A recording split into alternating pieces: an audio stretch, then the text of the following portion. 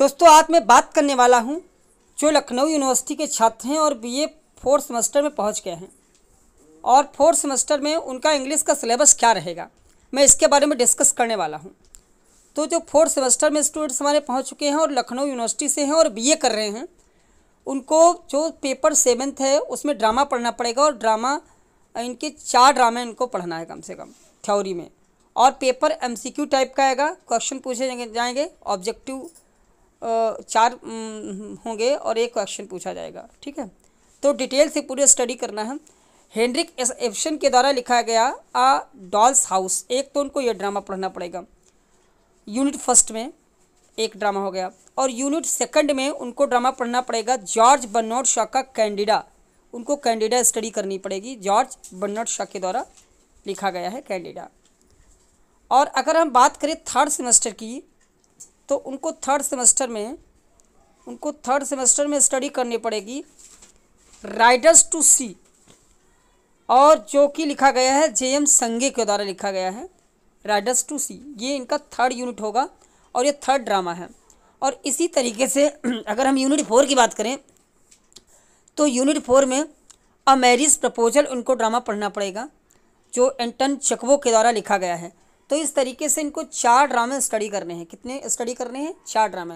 और जिन लोगों का मेजर है उन लोगों को ये ड्रामा पढ़ना पड़ेगा, मेजर वालों को। ये सब मेजर का सिलेबस है। ये ओवरऑल जो भी मैं बात कर रहा हूँ ये मेजर वालों को पढ़ना है। ठीक है, और मैं पिछले वीडियो में भी ये चीज़ बता चुका हूँ। तो मेजर वालों को कितने ड्रामे पढ़ने? 4 ड्रामे पढ़ने हैं। हेनरिक एब्सन के द्वारा लिखा गया, जॉर्ज बर्नार्ड शॉ के द्वारा लिखा गया, जेम्स संगे के द्वारा लिखा गया और एंटन चेखोव के द्वारा लिखा गया है। 4 ड्रामा पढ़ना है।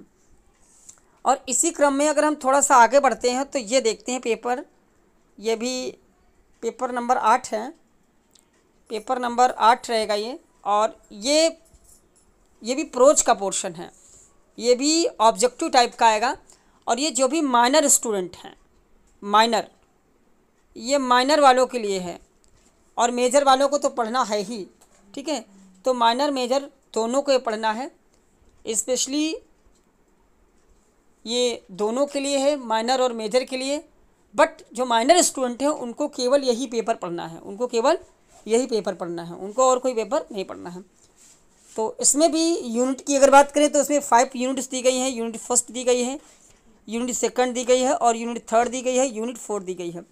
इसमें भी इसी तरीके से लेसन भी दिए गए हैं। जैसे विलियम हेजलिट है, विलियम हेजलिट का आपको ऑन गोइंग अ जर्नी पढ़ना पड़ेगा, बिल्कुल डीपली स्टडी करनी पड़ेगी। स्टार का मतलब यही है कि आपको डीपली स्टडी करना है।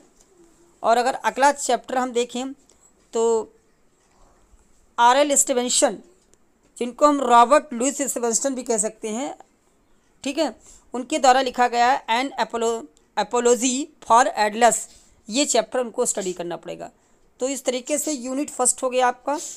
और अगर हम बात करें यूनिट सेकंड की, तो यूनिट सेकंड में रॉबर्ट लिंड के द्वारा लिखा गया द प्लीजर्स ऑफ इग्नोरेंस पढ़ना है आपको, और एजी गार्डनर के द्वारा लिखा गया द रूल्स ऑफ रोड पढ़ना है आपको। तो इतने सारे ये आपको चैप्टर्स पढ़ने होंगे यूनिट फर्स्ट और यूनिट सेकंड में। अगर यूनिट थर्ड की बात करूँ तो ईवी लुकास के द्वारा आपको ऑन फाइंडिंग थिंग्स पढ़ना पड़ेगा और वर्जीनिया वुल्फ के द्वारा आपको पढ़ना पड़ेगा जूडिथ शेक्सपियर, ये आपको स्टडी करनी पड़ेगी। ठीक है आपको, तो आप लोग थर्ड तक समझ गए हैं, यूनिट आप फर्स्ट समझ गए हैं, यूनिट फर्स्ट समझ गए हैं, यूनिट सेकंड समझ गए हैं और यूनिट थर्ड समझ गए हैं। और यूनिट अगर फोर्थ की हम बात करें तो थॉमस पेन के द्वारा chapter first and second from common sense ये पढ़ना पड़ेगा आपको।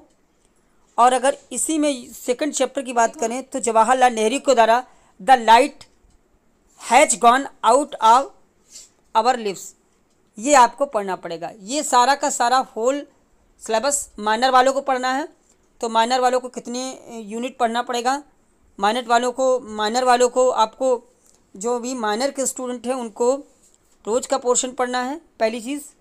और दूसरी सबसे बड़ी चीज़ है उनको first unit, second unit, third unit और फोर्थ यूनिट पूरा डिटेल से स्टडी करना है, पूरा डिटेल से। इसमें 1 भी % जो है आपको वो नहीं करना है, पूरा डिटेल से स्टडी आपको करनी पड़ेगी क्योंकि ये सारे MCQ टाइप के क्वेश्चंस आएंगे।